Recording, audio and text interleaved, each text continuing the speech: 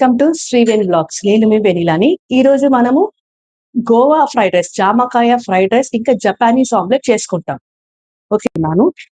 దాని తర్వాత ఇప్పుడు కొంచెంగా బటర్ వేసుకోండి, ఎక్కువ వద్దు, కొంచెంగా బటర్ వేసేసుకోండి.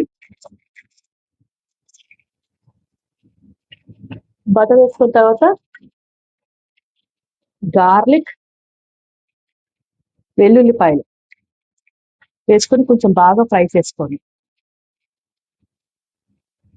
దాని తర్వాత పచ్చిమిరపకాయలు,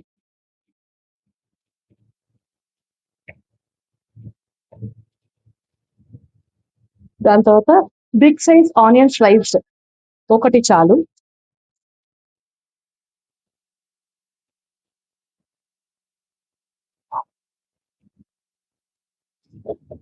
వేసి అన్ని ఒకసారి బాగా కలుపుకోండి. దాని తర్వాత కరివేపాకు కూడా వేసేసుకోండి.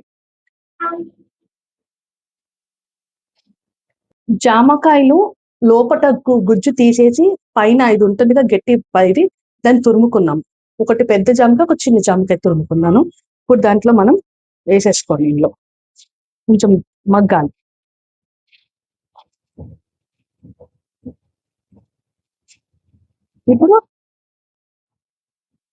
ఇప్పుడు దీనికి సరిపడేంత కొంచెం ఉప్పు,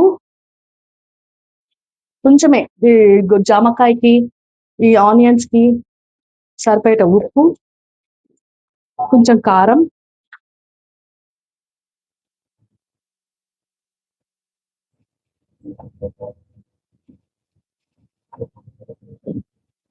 కొంచెం పెప్పర్ పౌడర్, మిరియాల పొడి వేసుకోండి.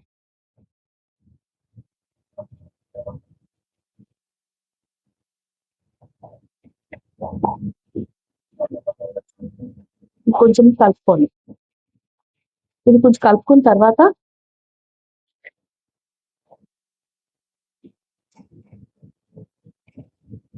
ఒక స్పూన్ వెనిగర్ దీంట్లో వేసేసుకోండి.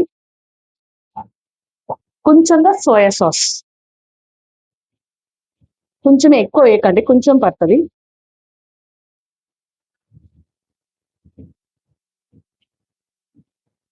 ఇది కొంచెం కలుపుకోండి.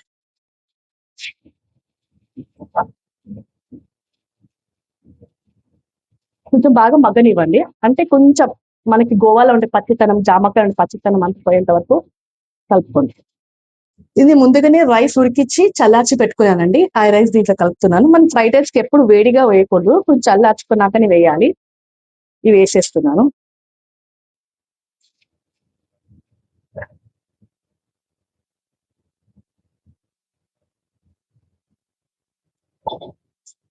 ఇప్పుడు మనం దీనికి సరిపోయేటట్టు సాల్ట్,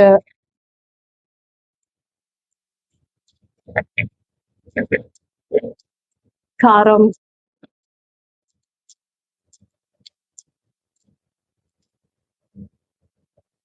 1 స్పూను. స్పైస్ లెవెల్స్ మీ ఇష్టం అండి, ఇంకా ఎంతైనా వేసుకోండి. పెప్పర్,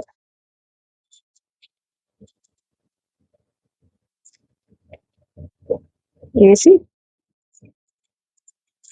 కలుపుకోవాలి.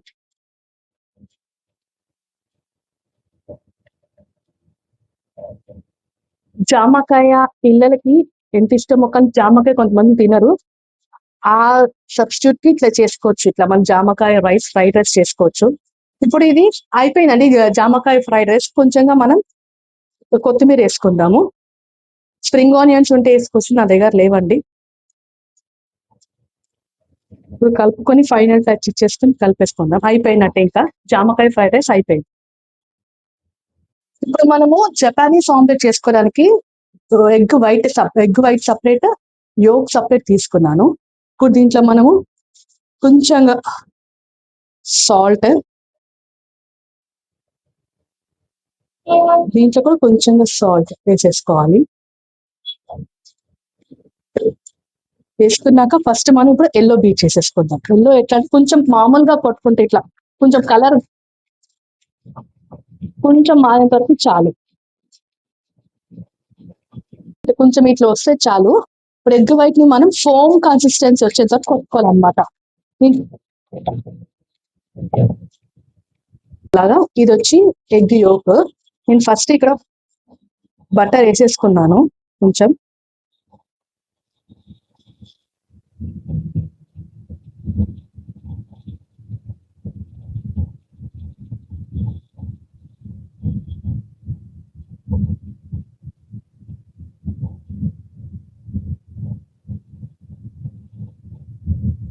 సిమ్లోనే ఉడకనివ్వండి.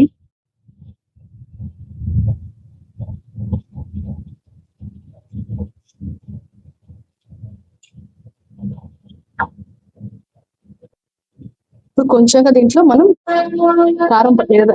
కారం పొడి చల్లుకుంది కొంచెంగా. నా దగ్గర ఇటాలియన్ సీజనింగ్ ఆరిగానో ఉంది, అది కొంచెంగా చల్లుకుంది.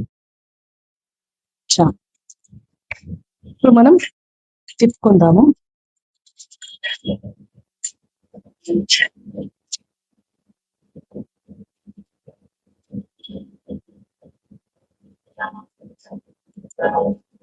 మళ్ళీ ఇట్లా తిప్పుకున్నాక మనము ఇది వేసేసుకోవాలి ఇట్లా రావాలి.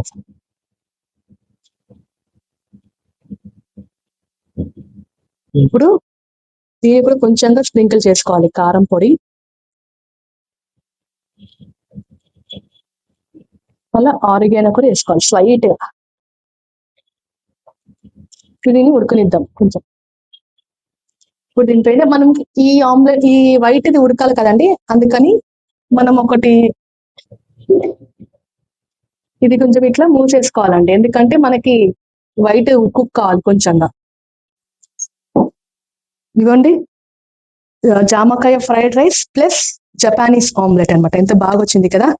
ఇప్పుడు మనం జామకాయ ఫ్రైడ్ రైస్ టేస్ట్ చేసి చూద్దాం.